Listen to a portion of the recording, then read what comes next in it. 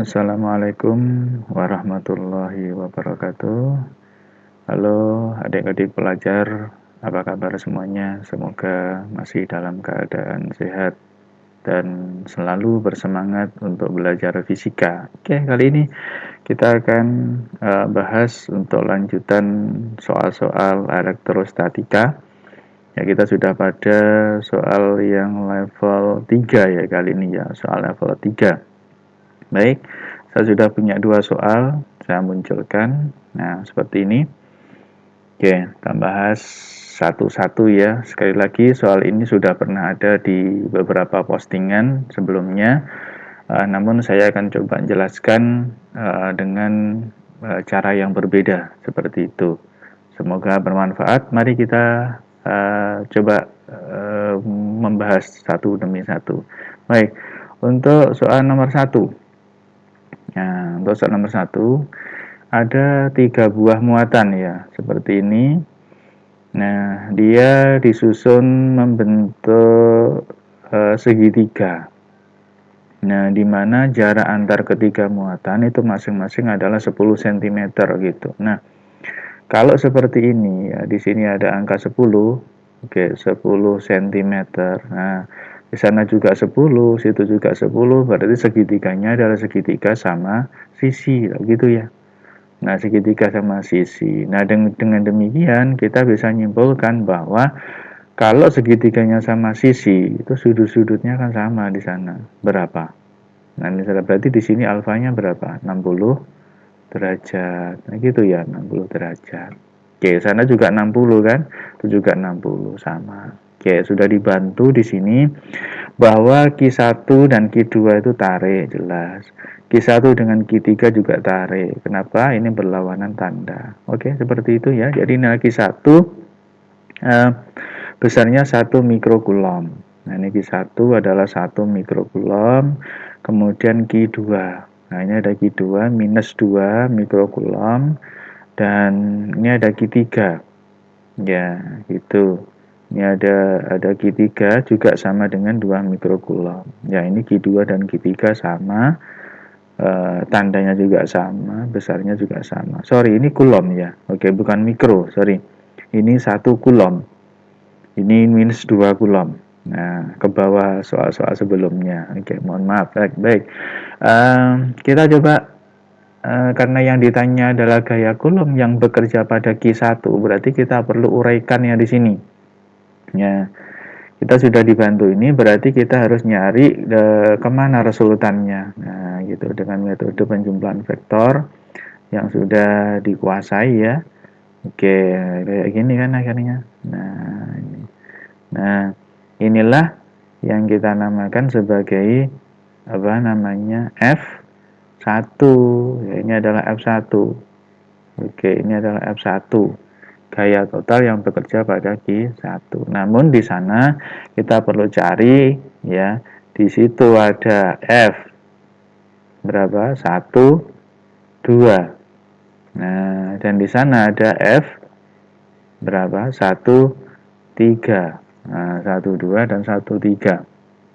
Nah, kita harus nyari satu-satu kan gitu. Nah, berapa? F1, 2.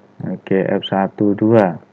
Nah, sama-sama dengan gimana? K itu ada Q1, kemudian Q2 dibagi dengan R12 kuadrat. Tuh, coba kita masukkan. Oke, K-nya berapa? 9 kali 10 pangkat 9. Oke, Q1-nya itu 1 kulom. Oke, 1. Terus Q2-nya berapa? 2 kulom. 2 dibagi R12. Berapa tadi? 10 ya. 10 cm berarti 10 kali 10 pangkat min 2. Oke, ini min 2 di kuadrat. Nah, gitu. Nah, yang ada di dalam ini ya, yang ada di dalam ini 10 pangkat min 1 kan, kalau kita jadikan 1 min 1 kita kuadratkan ada min 2. Min 2 kita naikkan jadi plus 2. Berarti 9 dan plus 2 berarti berapa? 10 pangkat 11. Nah, gitu. 10 pangkat 11. Nah, ini tinggal 9 kali 2 berapa? 18 kali 10 pangkat 11 Newton. Nah, itu untuk F12.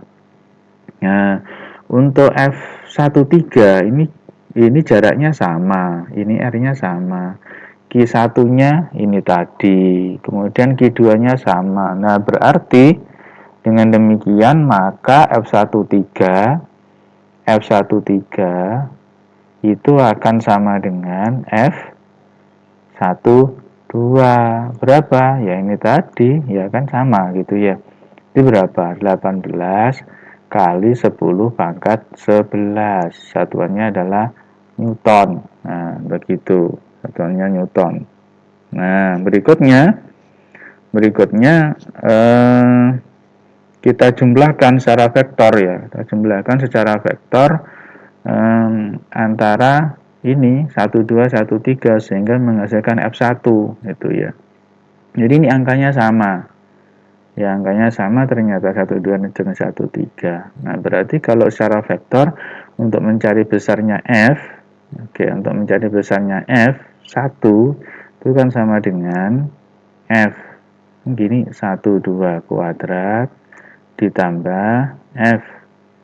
Oke, 13 kuadrat ditambah 2 kali F. 12 kali F. 13 dikalikan dengan kosinus berapa di situ sudutnya? 60. Nah, ini di akar. Nah, gitu, ini di akar. Nah, karena ini angkanya sama ya.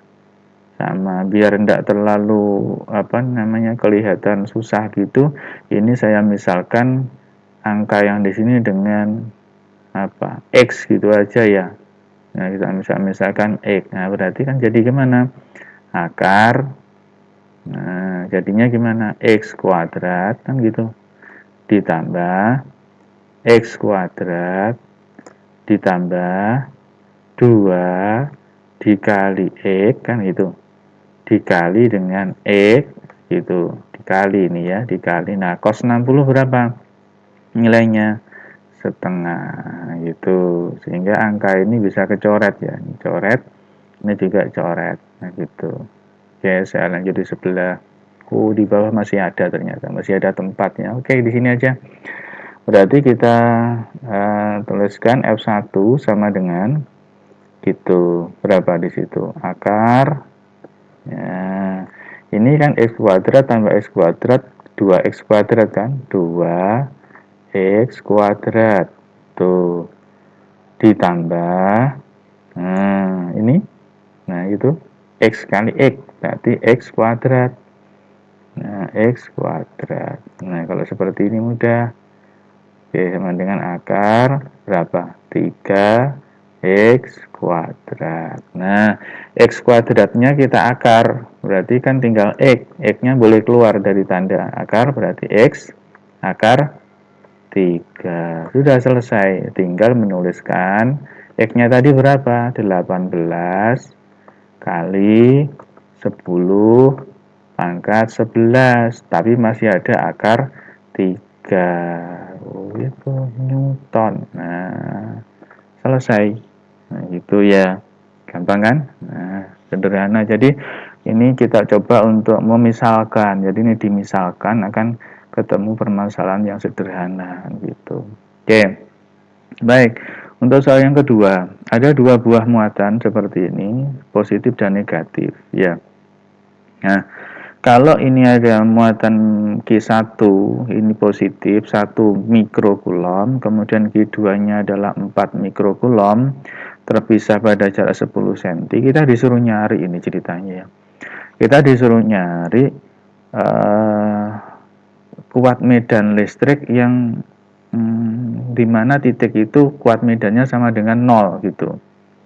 Kuat medannya sama dengan 0. Nah, ini ada hal yang perlu diperhatikan ya, tolong diperhatikan, ini penting walaupun hanya sekelumit nanti yang akan saya sampaikan. Bagaimana triknya untuk menyelesaikan soal-soal seperti ini, untuk mencari yang kuat medan listriknya sama dengan 0. Coba perhatikan yang pertama. Kalau jenis muatannya ini berbeda, ya, perhatikan ini positif, yang ini negatif, nah gitu ya. Berarti positif dengan negatif mau, nah gitu. Kalau mau mendekat, ini mendekat ke sana, yang itu mendekat ke situ. Nah, kalau kamu berada di antaranya ini, mesti akan mengganggu ini antara Q1 dan Q2, nggak boleh itu. Paham? Ya, paham ya?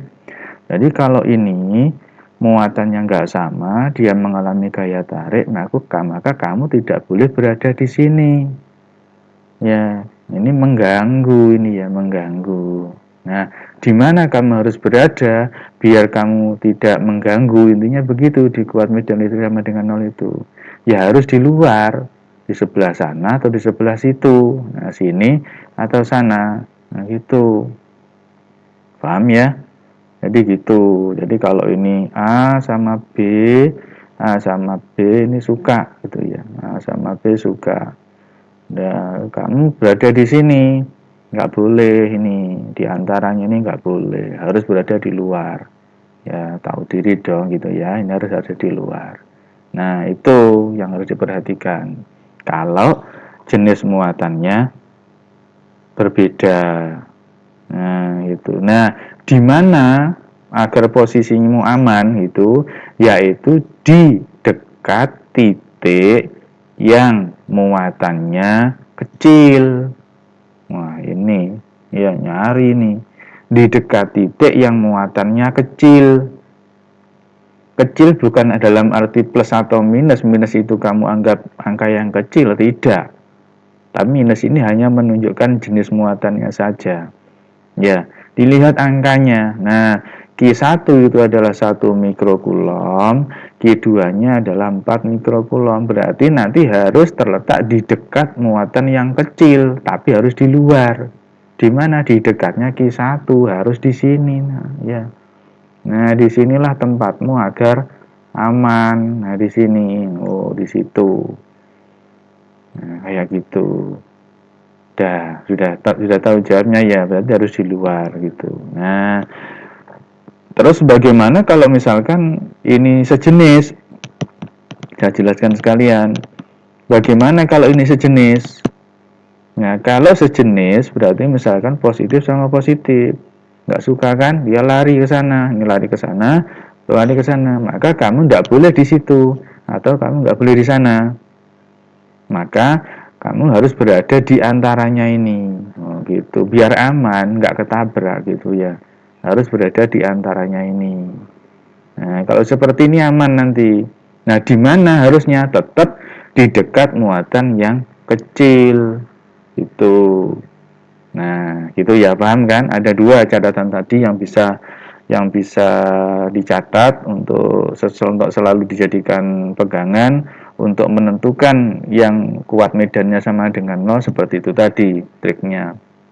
Nah, baik, saya lanjut. Kita sudah simpulkan bahwa untuk kasus yang ini maka saya harus berada di sebelah kirinya Q1. Nah, misalkan ini jaraknya saya namakan sebagai X. Jaraknya X gitu ya. Jaraknya X, maka kita uraikan dulu. Nah, ini kan titik ini nggak tahu jenis muatannya. Seperti tadi.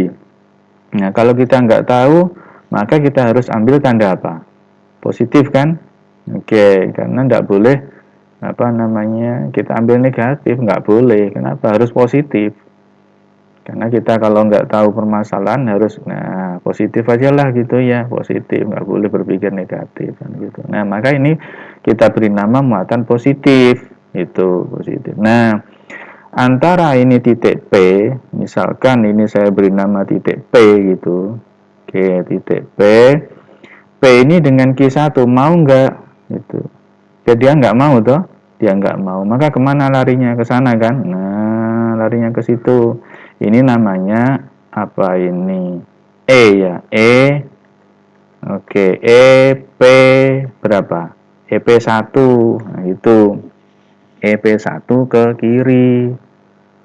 Nah, kemudian karena ini negatif, yang Q2 negatif, maka dia mau kan ini positif, ini negatif, berarti arahnya ke sana. Oh, sana. Namanya adalah EP2. Lah, antara EP1 dan EP2 ini kan saling meniadakan, saling mengurangi. Nah, inilah nanti syaratnya agar ini sama dengan 0, maka yang menarik ke kiri harus sama dengan yang menarik ke kanan. Ini syaratnya gitu. Maka harus dipenuhi. Nah, ketemu kan nanti berapa X-nya? Baik. Jadi syaratnya apa? P1 harus sama dengan P2. Nah, ini apa ini? Q-nya Q berapa? Q1. Kan gitu. Dibagi dengan R1 kuadrat.